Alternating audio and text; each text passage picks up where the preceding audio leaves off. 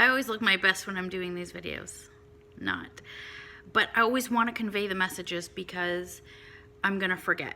Okay? So, because my mind is always filled with so many things, even sometimes during the thought process and during the time I'm speaking, I will forget what I'm saying because I've already thought of 10 more things. So I'm struggling a little bit. And when I say I'm struggling, what I mean by that is struggling to revert back to normalcy. What I mean is, when you've been in an abusive relationship and not even knowing or recognizing at the time that what was happening was abuse because you're so immersed in it, coming out of that and now trying to have a healthy relationship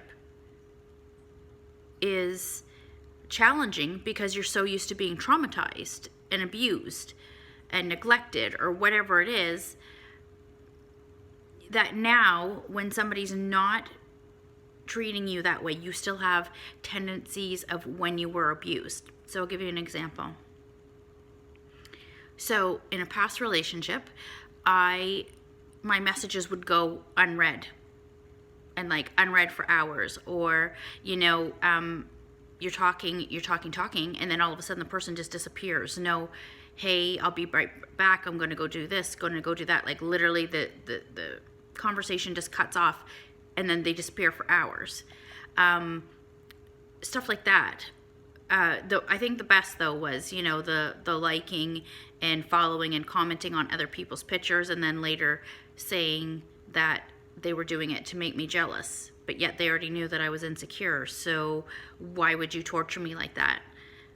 Anyways, my point being now is that now when you're not with an abuser and you're not dealing with somebody who is abusive, I'm finding that sometimes I will revert back to my tendencies to like check the message and go, oh my God, the message has been read. So why aren't they messaging? Like, is it because of this, that, and the other? Because of what somebody else did to me? So that's where I'm struggling. And, my point about this is that how it's conditioning, right? And it takes you time to uncondition yourself. But also the other part is that you can have trauma and you can heal it, okay? And that's given. We already know that. We've already covered that in many different videos. You can have trauma, you can heal it. But then things are going to happen to trigger you, right? So some of this is triggering me. And then I'm like, oh my God, okay, hold on. I'm now triggered and excited at this point where I'm like, oh my God, okay, well, what does that mean? And then you have to kind of back yourself out and go, you know what? That's not the last person. Maybe something came up. Maybe this, blah, blah, blah. So it's a matter of, again, just noticing and living through the fact that you're going to have trauma. Even if it's trauma from when you're younger, it might be subconscious trauma. You can heal that. But then things may trigger you later. So just wanted to share that with you.